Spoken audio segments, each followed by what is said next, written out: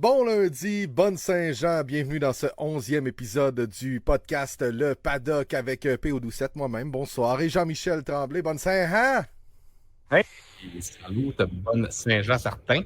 Écoute, Jean-Mi, j'espère que tu as passé un excellent week-end parce que ce soir sera un épisode, écoute, que je pense qu'il sera un peu express. On est fébrile aussi pour la finale de la Coupe Stanley, mais on devait parler de ce Grand Prix d'Espagne qui était formidable en fin de semaine. En plus, on s'enligne sur 3 Grands Prix.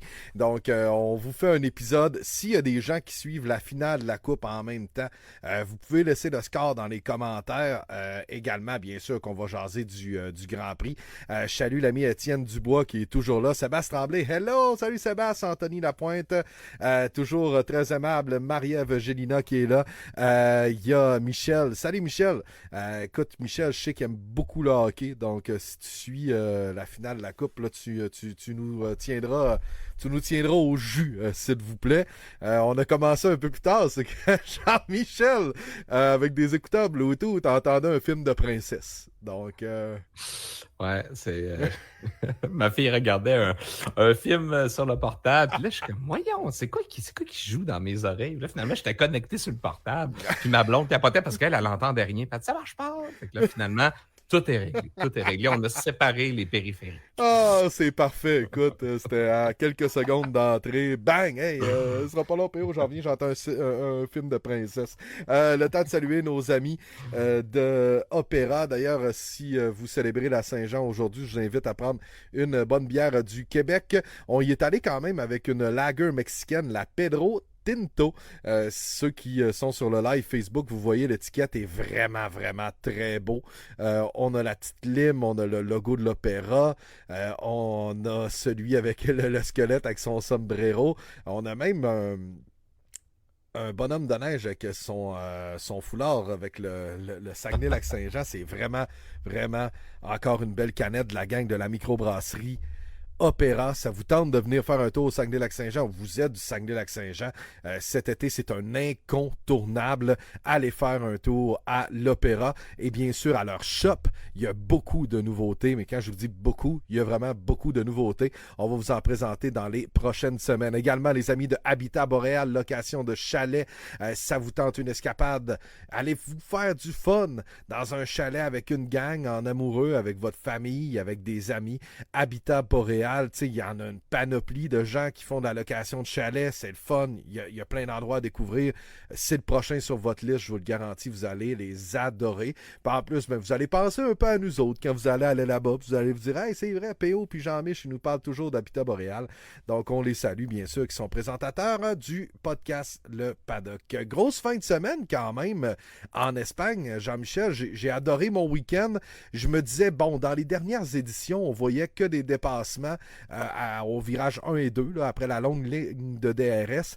Mais finalement, on a tellement eu d'action qu'on dit wheel to wheel là, en anglais, là, mais roue à roue, des dépassements intéressants, notamment entre Russell et Norris. Il y a eu Sainz et Hamilton où ça a joué du coude.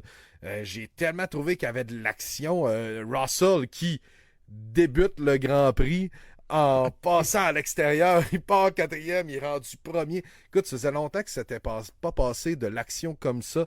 Je te dirais dans les 24 premiers tours, puis après ça, des stratégies étaient importantes. Moi, en tout cas, j'ai bien aimé ma fin de semaine. Je sais pas, toi, qu'est-ce que t'en as pensé? Ben, je suis à la même place que toi, là. Pour vrai, dès le départ, je pense que Russell a mis la table pour une course qui allait être vraiment excellente. On le sait que des fois, à Barcelone, c'est un petit peu plus plate, là, mais pour vrai, ça a été super cool. Même les qualifs ont été bonnes. Oui, avec Norris, aussi. la pole. Il y a 20 millièmes. Wow, c'était quelque chose. Deuxième pole de Norris quand même. On le sent que depuis Miami, très en confiance et déçu d'être deuxième. Ouais. Ça, c'est l'attitude d'un gagnant. Ça, Exactement. c'est vraiment cool le voir de ce côté-là, mais c'est ça. Moi, j'ai adoré. Puis je pense que Russell, les deux plus beaux faits d'armes, je pense. Le départ, écoute, c'était fou. Ouais. Hamilton n'a pas pris un bon départ. Il est allé, pendant que Norris essayait, il s'occupait juste de Verstappen. Russell est allé passer tout le monde. C'était tellement beau, là, à l'extérieur. Bang, tombe premier. Puis sa bagarre avec Norris, là, qui a duré à peu près 4 virages, 5 virages. Écoute, c'était... Puis c'est pas des virages faciles, Wow. hein. C'est pas des virages que normalement ça passe à deux, l'extérieur en plus. Là. Wow, c'était de toute beauté. Pour vrai, moi, j'ai adoré. Vraiment. Ça faisait longtemps que je n'avais pas écouté un que j'avais trouvé aussi divertissant que ça. Là. C'est vraiment c'était super cool. On a eu le Canada cool. Qui était vraiment cool, mais tu sais, on est chauvin un peu. D'une autre manière, un peu, avec la pluie. Là, c'était de la course aussi. Sur le sec, avec des beaux dépassements. Il n'y a pas la météo qui est venue jouer. Un facteur, c'est que c'était vraiment de la vraie course. Pour vrai, moi, j'ai trippé au bout. Là. Je ne sais pas ce que vous autres, vous en avez pensé aussi.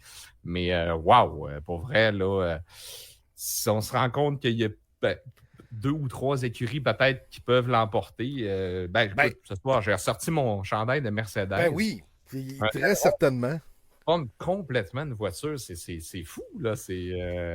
Puis je suis un peu mal pour Ferrari. Moi aussi. Le dernier Grand Prix, là, on passe comme de la deuxième force du plateau à 4e. Exactement. C'est là que je voulais nous enligner sur le deuxième sujet, parce que je voulais parler de cette action qu'on a eue dans les virages, dans les dépassements. C'était le fun. J'ai aimé qu'on dispute chaque morceau de cette piste de Catalunya qui est vraiment un beau circuit, mais qui normalement, comme tu l'as dit, nous donnait des courses plates dans le passé, parce que tu pouvais juste dépasser avec le DRS à la ligne droite, puis c'était pas mal ça. La hiérarchie a changé en F1 en quelques grands prix seulement. On savait McLaren allait être solide cette saison avec la fin de saison qu'il y avait eu l'an dernier. On savait que Mercedes allait peut-être être énigmatique, mais Ferrari était encore une fois bien parti. Là, c'est à se poser des questions. En fin de semaine, on est derrière Mercedes, on est derrière McLaren. Bon, pas de meilleur week-end pour Oscar Piastri. C'est sûr et certain qu'on est derrière Red Bull. Faut dire, on est derrière Max Verstappen, parce que Sergio Perez encore pas une super fin de semaine. Mais là, écoute, on a parlé de Ferrari la semaine dernière, ou v'là 2 semaines en fait, pour le Grand Prix du Canada, où on s'est dit hey, Ferrari en arrache, ça va pas bien, mais bon, c'est un Grand Prix. Puis, je sais pas si tu vas être d'accord avec moi, mais c'était jeudi, ma chronique du côté de Kick, parce qu'il y avait le spectacle aérien. Je disais, normalement, c'est une des pistes où on voit la vraie hiérarchie en F1. Parce que c'est une piste que tout le monde connaît, c'est vraiment une piste de course.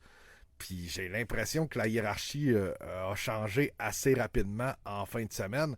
Il n'y a pas juste Ferrari qui s'est fait jouer un tour. Aston Martin, que se passe-t-il avec eux? Écoute, Gasly et Ocon ont signé le meilleur résultat de la saison en qualification et en course. Ça a super bien été pour eux également.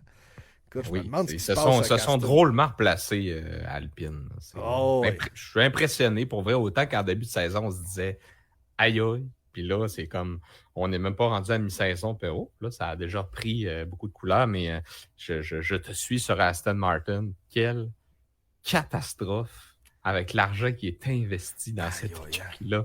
Un fier compétiteur comme Lawrence Stroll, il doit pas être de bonne humeur. Il doit pas bien dormir, c'est un site. Fernando Alonso à la maison, mon gars, qui signe même pas de points.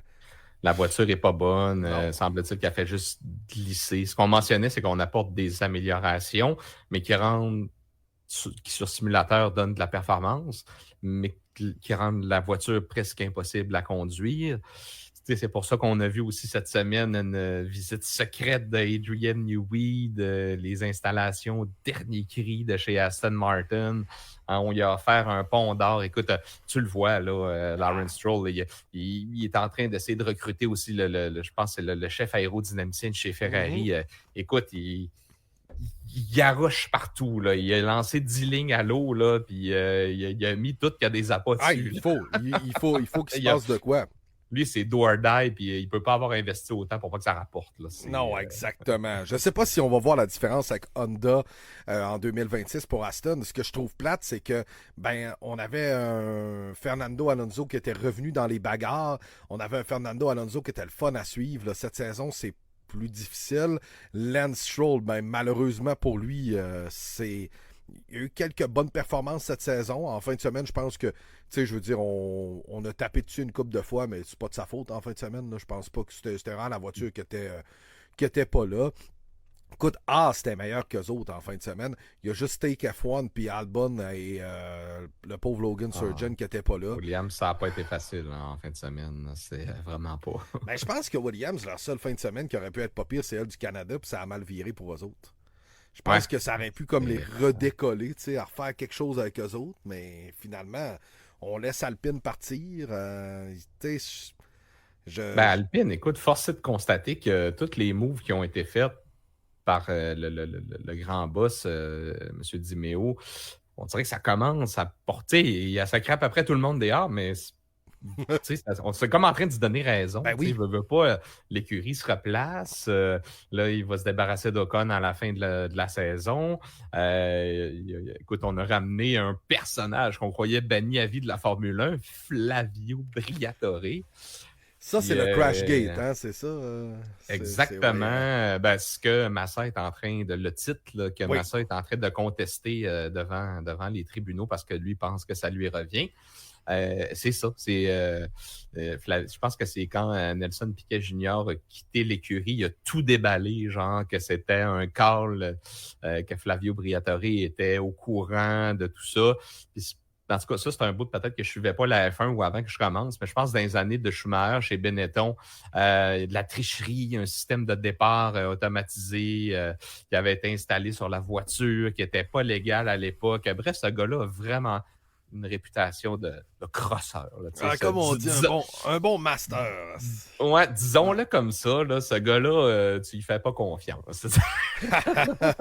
Mais il a quand même des qualités quand même. Puis tu sais, lui, il est là genre pour faire la sale besogne. Parce que de ce que j'ai compris, c'est qu'il est conseiller spécial, puis lui, il se rapporte au Big Boss, là, pas à Bruno Famin, qui est le directeur d'écurie. Fait que j'ai hâte de voir ce qui va se passer avec ça, mais il traîne toute une réputation.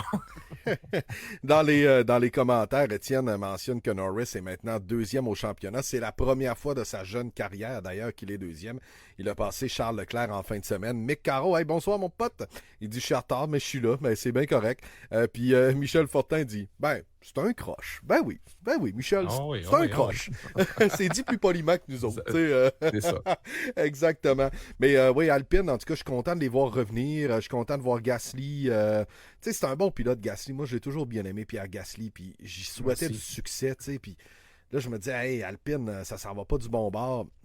Ben hâte de voir. Il y a eu plusieurs rumeurs de peut-être que ça allait être vendu. Puis là, de m'amener, mais tu sais, écoute, Alpine, c'est fort possiblement une marque qu'il faut qu'il reste en F1. Est-ce qu'ils se sont trompés en enlevant Renault de là puis en mettant Alpine de l'avant? Fort possiblement que leur move marketing n'était pas le meilleur. Hein? C'était peut-être pas le meilleur.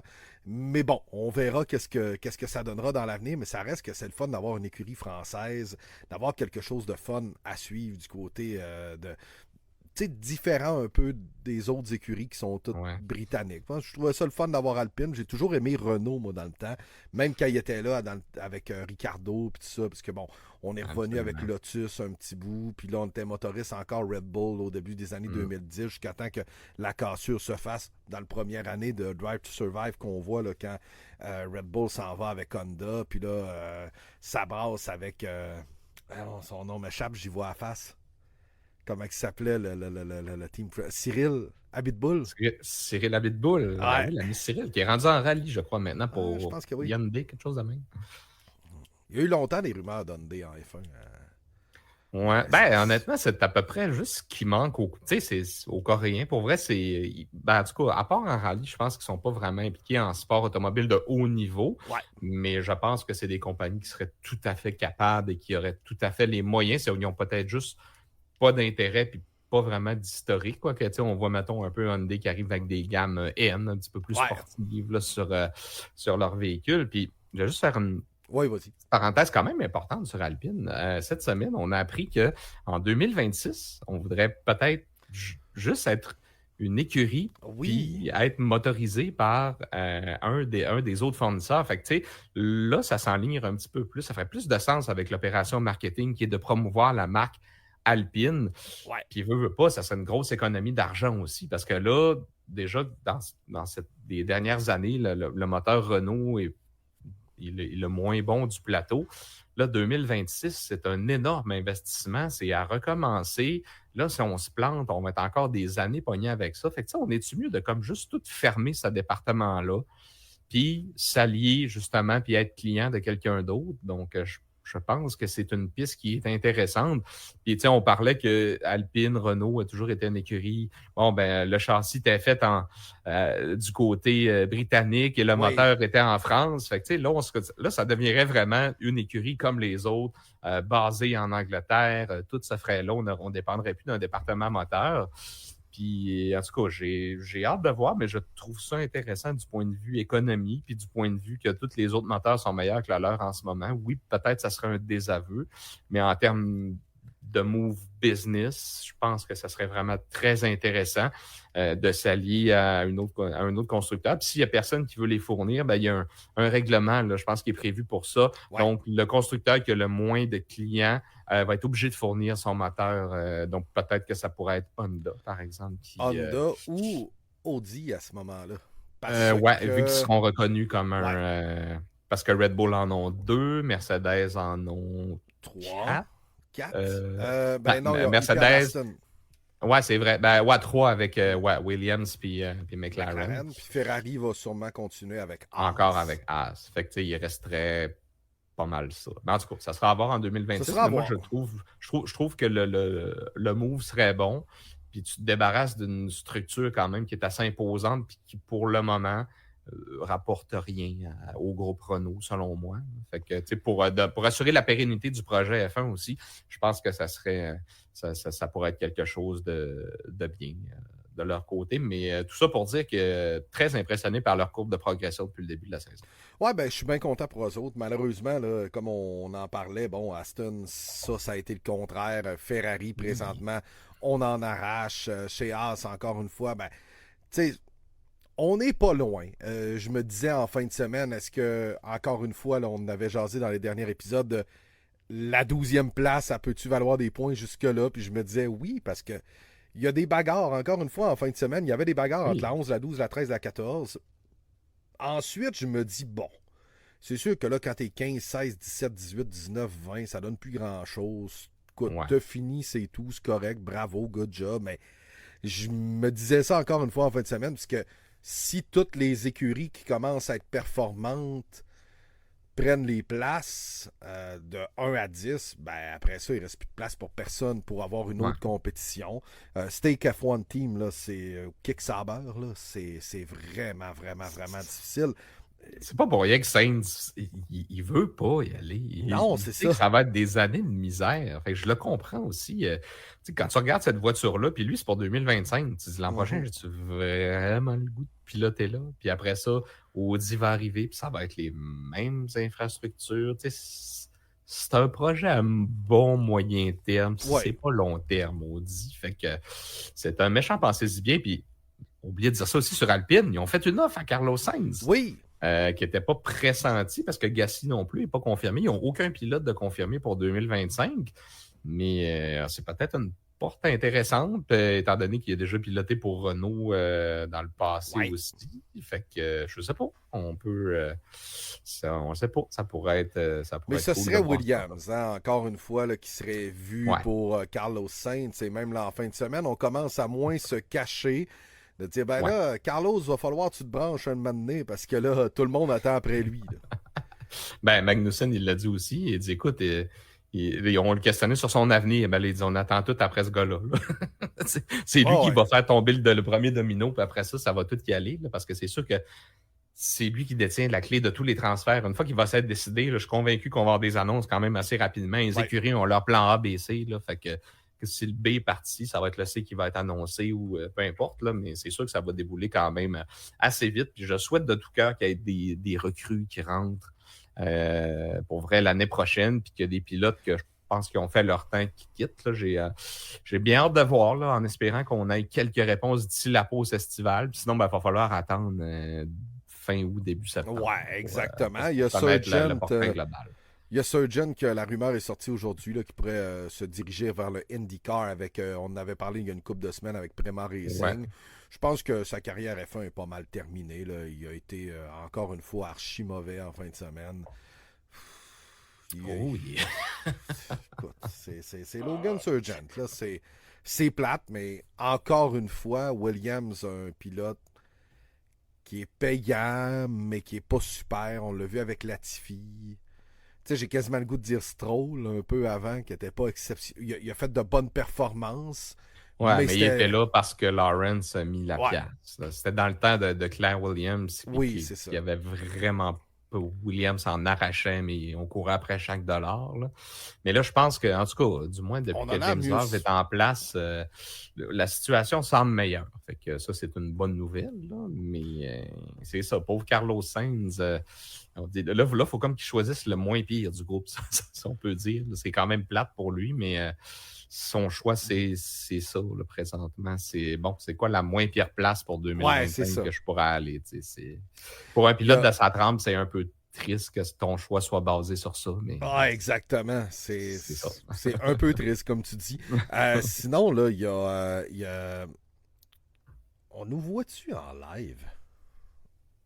J'ai comme l'impression qu'on nous voit pas. Je viens d'allumer à ça. Tu vois-tu si on voit nos faces sur le live? Oui. OK, c'est beau. En direct, là. OK, c'est bon. Hey, moi, je suis resté parce que là, j'ai regardé les commentaires. Excusez le buzz, là. Mais j'ai regardé les commentaires. OK, on vient d'en revenir. Là. OK. Là, on avait vu ta page Facebook, mais là, on vient d'en revenir. Ah, c'est parfait. C'est parce que moi, je suivais le live, puis je voyais les commentaires, puis je nous voyais pas. Je voyais juste, le live commencera bientôt, puis j'étais là, j'ai-tu cliqué sur de quoi? Parce que je m'en allais parler justement du commentaire d'Étienne qui dit « À moyen terme, quel choix serait mieux entre Williams et Audi? » Semblerait que du côté de Williams, on est en train de vendre le projet bien, bien fort. Mais je le sais pas, parce qu'Audi, c'est vraiment de l'inconnu. Je pense qu'ils ont du sérieux, Audi, Étienne, mais ça se coûte. C'est tellement dur à prédire à ce moment-là. Puis en plus, ils partent un peu loin. Jean-Michel, je le disais tantôt avec Sauber qui est en Suisse. Tu te ramasses avec des vieilles infrastructures. Qu'est-ce que tu fais avec ça? Il n'y a personne qui va aller travailler là en Suisse. Les meilleurs ingénieurs britanniques et tout, ça ne veut pas aller là. Fait que, puis peut-être qu'ils vont avoir un choix à faire aussi dans le futur. Est-ce qu'on rapatrie ça en Allemagne? Est-ce qu'on fait comme tout le monde quand on sauve une usine en Grande-Bretagne? À un moment donné, il va peut-être falloir passer comme ça aussi, je ne sais pas. Ouais. Mais, c'est une bonne question. Mais un peu comme tu dis, j'irais peut-être avec Williams aussi pour le sérieux des personnes qui sont en place. Comme on le disait aussi dans le dernier épisode, ils recrutent tous les anciens qui se sont fait virer de chez McLaren. C'est pas de bon augure pour te monter une équipe technique ou une équipe de direction. Mais ça, malgré qu'ils sont très solides en DTM, ils ont été très solides en... Ouais. Mais la F1, c'est d'autres choses. 2026, c'est complètement nouveau, le moteur. Fait que ça, c'est tout un défi. Quand tu n'as jamais fait de moteur, mettons, pour la génération actuelle de moteur hybride, là, tu vas arriver là-dedans, tu pars de zéro. Ouf! Bonne chance. Ça va être colossal. Ouais, ça, je pense que oui. J'ai le goût de t'entendre sur une déclaration qui a été faite par les dirigeants du Grand Prix de Grande-Bretagne qui ont de la misère à être sold out cette année. Puis c'est rare, hein, on se disait, hey, la F1 c'est sold out partout, puis à chaque fin de semaine, on voit l'assistance, puis c'est des... On brise des records, puis c'est des assistances records. Puis là, on a dit, ouais, ben là... fort possiblement que la domination de Max Verstappen ne nous aide pas à vendre des tickets, sauf qu'on a doublé puis sinon triplé le prix des billets. Tu sais, je trouve ça plate qu'on mette ça sur la domination de Max Verstappen, surtout que cette saison, soyons honnêtes, quand j'ouvre la télé ou mon iPad ou le téléphone pour regarder le début de la course, puis même la course en entier, ben, à cette heure, on ne peut plus être sûr à 100% du winner. Tu sais, depuis le début de la saison, c'est vraiment le fun, c'est vraiment excitant. Fait qu'est-ce qu'on est en train de mettre sur le dos d'une domination? pour cacher notre augmentation de tickets, là, je vis pas en Grande-Bretagne, mais je veux dire, le coût de la vie a sûrement monté si tu augmentes ça de 100, 200, 300 piastres. Ouais, ben non, pour vrai, là, moi je trouve que c'est un peu cave comme raison. Là. Puis Hamilton en a parlé aussi, tu sais, puis il a entendu justement le message des fans, mais veut pas. Tu sais, les gros salaires que gagnent ces pilotes-là, ben, tu sais, il y a une partie qui vient des redevances de la F1, qui sont payées en très grande partie par les promoteurs des Grands Prix, qui, eux, tu sais, c'est la F1. On en jasait avant de rentrer en ondes un peu, puis tu sais, malheureusement, ça commence à s'éloigner beaucoup de monsieur, madame, tout le monde. Tu sais, c'est une fin de semaine, mettons pour nous autres qui demeurent au Saguenay, c'est une fin de semaine à 1000 $. C'est un passé si bien. Avec C'est un 1000 voyage dans dans la le vie, sud. tu peux en faire bien des affaires. Je peux faire des rénaux un petit peu chez nous. Je peux, tu sais, partir, comme tu dis, en voyage quelques jours. Mais tu sais, c'est ça. Tu sais, c'est pas facile. Puis à chaque année, il y a aussi le Grand Prix du Canada. C'est pas trop long. La journée d'après que le Grand Prix est fini, tu reçois ton renouvellement avec une augmentation. Tu n'as pas grand temps pour te décider. Tu n'as vraiment pas grand temps pour te décider. C'est un peu comme n'importe quoi. Écoute, on presse le citron. Même année, le citron ou l'élastique, il va péter. Puis je pense que c'est ça qui se passe à Silverstone. C'est que je pense que oui. Le monde, ils n'en ont plus d'argent. À un moment donné, je veux bien y aller au Grand Prix, mais je ne l'ai pas de 1000 pièces. Non, je vais pas. Si tu veux, je te dis, je vais pas. Le monde se dit ça aussi maintenant. Je vais au Grand Prix, ben, je paye mon appart puis je mange. Ben, exact. C'est ça. Pas tout le monde, là, mais il y a beaucoup de monde qui sont dans cette situation-là de nos jours, surtout avec tout le contexte économique, mais je trouve ça totalement stupide de mettre ça là-dessus. En plus, tu l'as dit, on a une saison tellement excitante. Puis je pense qu'à Silverstone, écoute, d'après moi, là, puis là, écoute, Norris qui est un Anglais, Russell qui est un Anglais, Hamilton qui est un Anglais, ça va brasser, là, puis je suis convaincu qu'on va... Ouf, on va t'avoir tout qu'un Grand Prix. J'ai déjà hâte, là, pour vrai. Je pense que ça va être complètement fou là, de voir Norris qui va être complètement gonflé à bloc, Russell, Hamilton, Verstappen. Je pense que ça va être fou raide. Ça va être fou raide. Je pense que ça va être un des bons. L'Autriche s'en vient. Il va avoir... un de mes circuits préférés. Ouais, il est le fun. Je l'adore.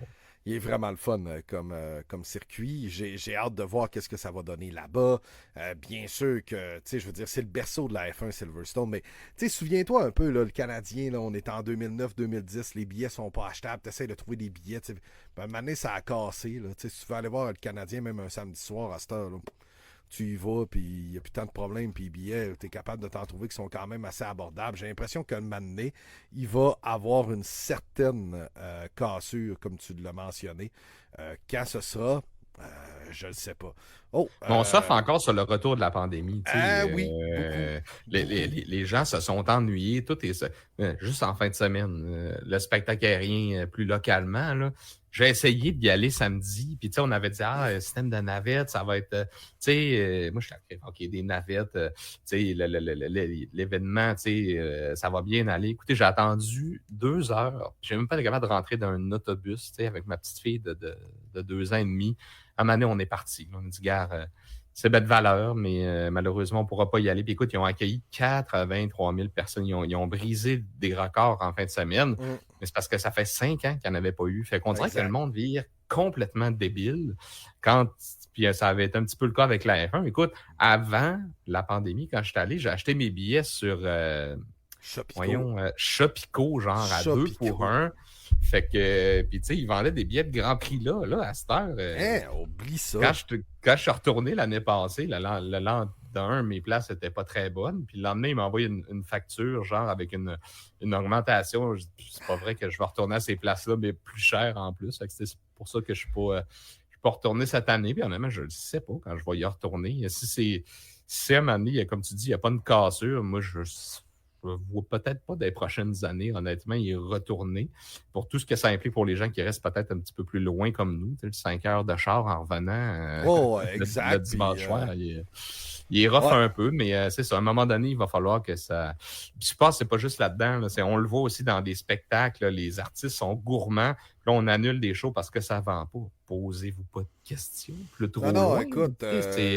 C'est la populace qui vous fait vivre. À un moment donné, genre, le citron, il n'y a plus de gouttes dedans. Vous l'avez pressé, puis tordu, puis repésé dessus. Puis je me disais, bon, écoute, c'est une autre qui est pas normale, ou c'est une autre, puis écoute, tu te dis, bah, c'est peut-être moi qui n'ai pas les priorités à la bonne place ou quelque chose du genre, mais là, une semaine après, il y a une nouvelle qui sort de la sorte, puis on a de la misère à remplir. On s'entend, là, c'est du 400 quelques mille personnes qu'on rentre là-bas.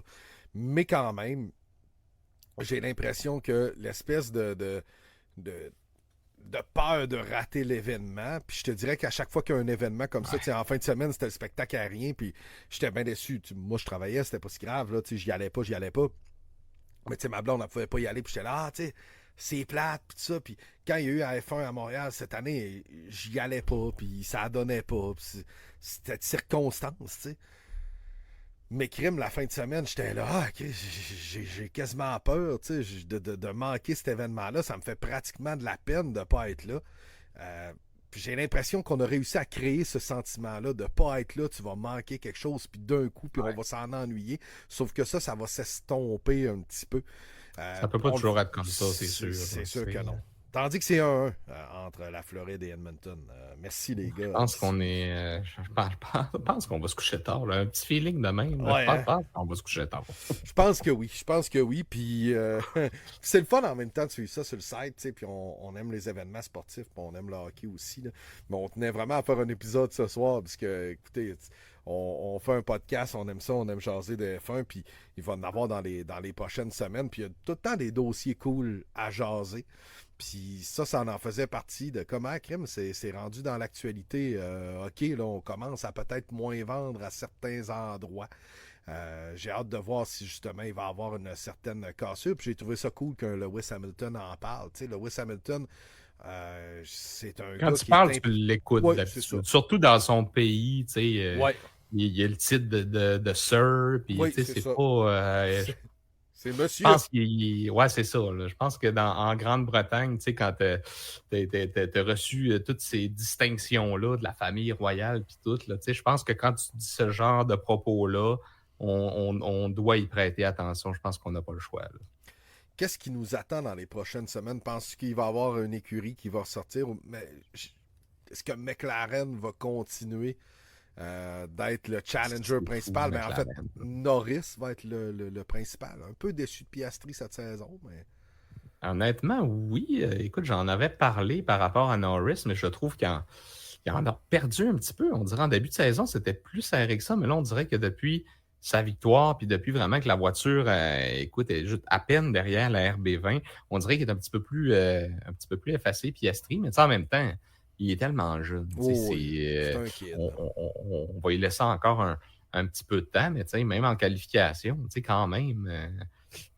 Son tour en Q3, il l'a échappé. Fait que malheureusement, peut-être qu'il aurait pu se classer dans 4 ou 5 premiers avec les autres, mais c'est ce qui fait qu'il est parti en 10e position. Mais des petites erreurs, mais écoute, c'est normal. C'est sa 2e saison. Tu veux pas, tu te retrouves avec une voiture performante comme ça. Fait que là, ça vient un peu avec ça. Quand on était plus un petit peu au milieu de plateau, bon, mais tu sais, des performances.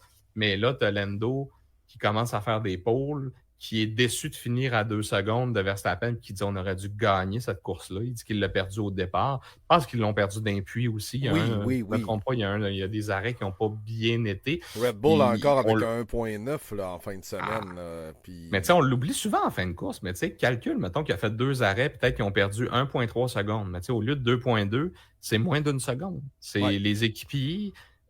surtout dans une marge serrée comme ça, ça change beaucoup de choses. C'est comme par exemple, dans les dernières années, chez Mercedes, ça allait pas bien. Là, on a dit qu'on a mis beaucoup d'argent là-dedans. Puis force est d'admettre que ça paraît. On est dans les bas 2 cette année. 2.2, 2.3. L'année passée, on était toujours dans 3. Puis écoute, tu perdais 2 secondes d'un puits quasiment. Là, si tu faisais 2 arrêts dans toute la course. Fait que ça, je pense que ça l'a aidé. Puis Hamilton a tenu à féliciter aussi les gens dans les puits. Puis méga job. Puis tu sais, comme... quand il est craqué, encenser tout le monde, puis c'était tellement le fun de... ça faisait depuis le Mexique quand même, 2023, qu'on ne l'avait pas vu sur le podium. Puis pour vrai, là, il y avait tout qu'un coup de volant en fin de semaine. Ça fait un bout qu'on ne l'avait pas vu comme ça. Mais en même temps, ça se comprend. T'sais, quand la voiture n'est pas bonne, t'as peut-être pas... Puis là, il a dû avoir du plaisir toute la fin de semaine. Comme au Canada aussi, la voiture était bonne. Fait que quand il y a du plaisir, ça se ressent. Puis même du côté de de Russell aussi qui... Tu sais, des fois, il y a des petits commentaires un peu plus... semble plus énervé des fois, je trouve, Oui. que Lewis quand il conduit. Mais tu sais, veut pas, ça fait 2 Grands Prix qu'on, tu sais, 3-4, 4-3.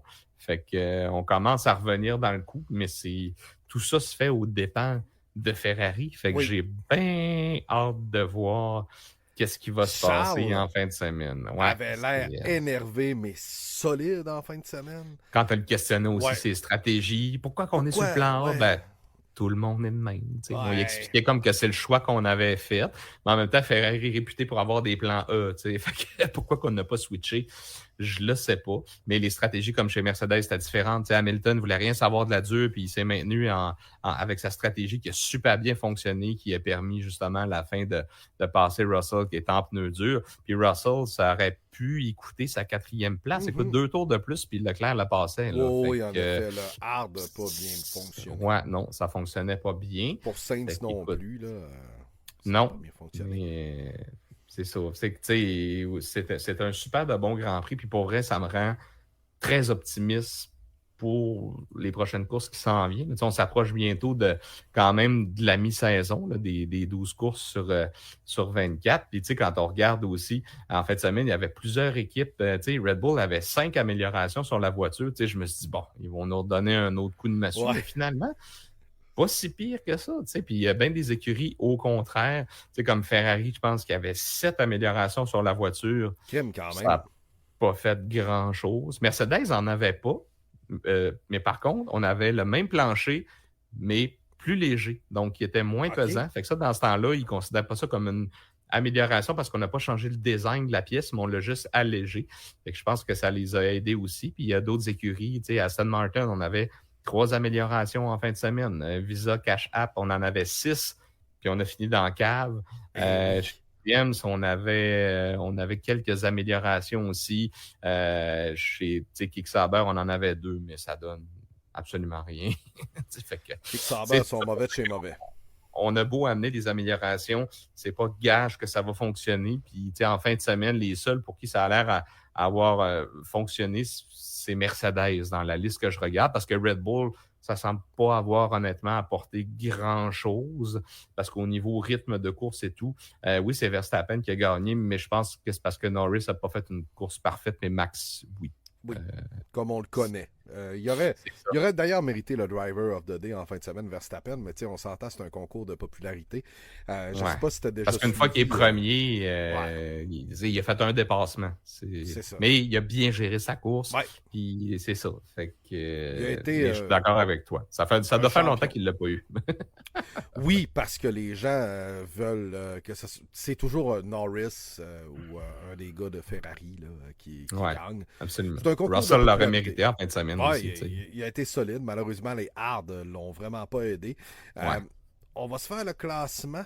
On va faire aussi le classement du Fantasy pour vous inviter à nos prochains épisodes parce que je veux revenir un peu sur le classement des pilotes qui est quand même assez serré. Bien sûr, Verstappen est numéro 1, mais à 219 points devant Norris 150, 148 Charles Leclerc, 116 Carlos Sainz, 111 l'ami Sergio Perez, il est 5e Perez actuellement, Piastri à 87 points et 6e, 7e George Russell à 81, Lewis 70 points, 8e, 9e Fernando Alonso, 10e Yuki Tsunoda, 11e Lance Stroll, 12e Danny Rick, 13e Oliver Berman, j'aime toujours le dire, Hülkenberg est 14, Gasly 15, Ocon 16, 17 Alexander Albon, Magnussen a un point en 18e position, Guan Yu Zhou, lui, est 19e avec 0 points. 0 points également à Valtteri Bottas et bien sûr Logan Sargent n'en a pas de points les amigos. Sinon pour ce qui est des teams là présentement, Red Bull est à 330 devant Ferrari à 270, 237 pour ce qui est de McLaren, 151 points pour ce qui est de Mercedes, Aston est 5e à 58, RB est 6e à 28, 8 points pour Alpine qui est rendu 7e devant Haas qui est 8e à 7 points, 2 points seulement pour Williams et vous aurez deviné que Kick-Sauber a 0 points. Voilà. Écoute, du côté du fantasy, la bagarre des Cimards se poursuit. Ben Écoute, oui. c'est serré. Dan Cimard qui a encore l'ascendant. Pas grand-chose sur Maxime. Écoute, 39 points d'avance. C'est une bagarre de titans. On commence à avoir 200 points d'avance sur le troisième, qui est Jean-Michel Tremblay. Mais c'est pas moi, c'est un autre Jean-Michel Tremblay. Oui. J'aime bien son nickname, No More Ferrari Retire Ham. En tout cas, je sais pas trop qu'est-ce que ça veut dire. Puis sinon, après ça, on a Simon Bellil en 4e place, qui est monté d'une place. Kevin Fontaine, qui, écoute, commence à s'y mettre un peu. Puis ça paraît. Il monte à chaque semaine dans le classement. Kevin qui était à Disney. Donc, si vous n'avez pas entendu son nom ce soir, là, c'est parce qu'il était à Disney. Ouais, mais c'est correct qu'il profite de ces moments en famille. Il nous reste en masse de Grand Prix et de F1 à discuter. Luc Maxime, notre gagnant de l'année passée. Carl Boulian, Pierre-Olivier Gagnon, Anthony Ménard et Pat Filion. Donc 10e, et moi je suis maintenant exclu du top 10, donc à la 11e place, mais seulement 9 points de la 10e, donc je garde espoir que la saison n'est pas finie. Donc ça c'est pour le fantasy. Comme tu as dit, prochain rendez-vous, si tout va bien, ça devrait être lundi prochain pour nous, le 1er juillet, pour qu'on revienne sur l'Autriche parce qu'on est dans un 3-en-3. Et ce sera une course sprint. Fait qu'on va avoir probablement bien des choses à mentionner. Ouais, et l'autre épisode là, serait donc, là, tu as mentionné le 1er juillet, puis l'autre serait après la Grande-Bretagne, le 8. Donc, ce sera à suivre. Là, on va vous tenir au courant des horaires. Vous avez qu'à suivre le paddock sur Facebook. Vous pouvez également nous suivre sur votre plateforme de balado préférée si vous êtes arrivé en plein milieu de l'épisode ou si, comme plusieurs, vous êtes en train de fêter la Saint-Jean en écoutant la finale de la Coupe Stanley. Nous aussi, de notre côté, on va aller voir comment ce match va se tramer. Faut dire que c'est assez historique ce soir. Ça fait longtemps qu'on n'a pas eu un match 7. Donc, je pense que la première doit être finie, les gars. Là, je sais pas. Pour ceux qui nous écouteront en différé, ben, vous allez vous dire « Ah, ils sont bien caves, ils savent pas le résultat. » Non, on le sait pas, parce que la finale est en direct. Mais je vous remercie de nous suivre, que ce soit en différé, que ce soit en live. Bien que ce soir, c'est un petit peu plus tranquille, puis on s'y attendait. Là, je veux dire, c'est la finale de la Coupe, c'est à Saint-Jean. On vous souhaite une bonne Saint-Jean. OK, la première n'est pas terminée, donc on va aller s'y joindre. Merci encore une fois, Étienne, d'avoir été là ce soir. Un vrai de vrai. Michel, merci beaucoup de tes commentaires. Marie-Ève, Sébastien, Mick Caro, super cool. Donc, vous pouvez rattraper l'épisode sur l'Espagne qu'on a adoré, comme je vous le disais, sur votre Spotify, votre Apple Podcasts. Sinon, on est où? On est sur... je pense que c'est pas mal les principaux, hein? Partout. Ouais, c'est ça. Écoute, je pense qu'on est sur Deezer, Apple Podcasts, Spotify, Amazon Music, Deezer, iHeart. On est sur iHeart. Écoute, ça fait partie de la liste des trucs que j'ai cochés. J'ai jamais été vérifié, mais ça dit bien c'est drôle. On est là. Écoute, YouTube Music aussi. Fait que, écoute, on est... Si vous êtes dans un des clients que j'ai pas nommé, ben changez de client parce qu'il n'y a pas grand monde qui ben là, non, c'est ça. Là. Écoute, j'ai le goût de redownloader l'application iHeart pour aller voir si on est là. Ben écoute, semble-t-il qu'on est là, puis on continue quand même nos bons résultats. Écoute, on approche bientôt le 3500 écoutes très, très cool. depuis la création, depuis qu'on est sur ce logiciel-là, sur Audioboom. Ça fait 2 ans, fait que c'est quand même... c'est bon, pareil. Tranquillement, pas vite. Ça s'en vient, nos affaires, là. On avait des stats moins hautes que ça, puis on travaillait dans une station de radio, fait que c'est quand même pas pire. Ouais, écoute, c'est quand même spécial. Dans les 2 dernières semaines, fouille-moi pourquoi on a... Sur tous les écoutes qu'on a, il y en a 67% qui viennent de Singapour. Hein? Je sais pas si... Écoute, je sais pas. C'est d'expliquer la magie de l'Internet. On salue les gens de Singapour. C'est Effectivement. clair Écoute, qu'il y a un gars qui écoutait des podcasts de F1, puis à un moment donné, ça s'est il s'est endormi là-dessus. Puis... Il s'est ramassé. Là, il en a écouté 37 quand il s'est réveillé. Ouais, c'est ça. J'ai comme le goût de savoir si... j'ai comme le goût de contacter les autres podcasts du Québec, genre, ou d'autres podcasts francophones. Vous écoutez, vous autres, à Singapour, tu sais. Juste pour savoir. Ouais. Parce qu'on pourrait dire qu'on est le podcast numéro 1 de Singapour, de F1, fait au Québec. Écoute, peut-être, mais c'est bizarre. Je sais pas s'il y a un bug, là, mais quand tu vas dans les statistiques un peu plus bas, ça dit sur quel device, quel appareil ça a été écouté, puis c'est comme inconnu. Tu vas mettre un computer mobile, puis là, c'est comme unknown. Puis plateforme, c'est other apps. Fait que c'est très louche. Fait qu'on va considérer ça comme pas vraiment des vraies statistiques, disons, parce que cette personne-là semble écouter en boucle nos épisodes dans les journées. Ça varie entre 8 et 12 écoutes par jour depuis une semaine. Fait que c'est bizarre. Peut-être qu'on joue d'un commerce de Singapour. Peut-être dans un dépanneur, je ne sais pas. Ouais, c'est ça. 7-Eleven de Singapour. Il y a un gars du Québec qui est là-bas, puis un moment donné, il va nous écrire « Hey les boys, merci de m'avoir salué. » Peut-être. Écoute, je m'en vais au Grand Prix, je t'envoie des photos.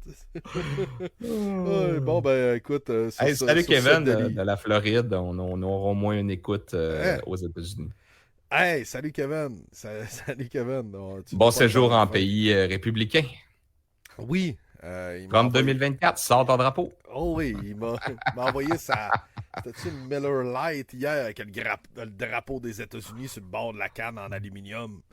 Aïe, aïe, aïe. Dans le patriotisme américain. Ah, mais ils l'ont tué d'affaires les Américains. Hey, sur ça, on va aller se diriger du côté du gros événement sportif. On vous met l'épisode en ligne, puis les gens qui n'étaient pas là, rattrapez ça cette semaine. On peut comprendre que ce soir, en plein jour férié, on s'attendait à avoir à manger de la bouette d'en face un peu, là, mais à aller de travers du vent. Là, mais écoute, c'est pas grave. On est là, l'épisode est en ligne puis pour être rattrapé cette semaine. Sinon, la semaine prochaine, on va être un petit peu dans la même situation. Juste la fête du Canada, il ne devrait pas avoir de grands événements sportifs en même temps. Donc, on devrait être un peu mieux de ce côté. Yes. Je vous souhaite une excellente soirée. Merci beaucoup, Jean-Michel. Bonne Saint-Jean. Salut, mon homme. Salut!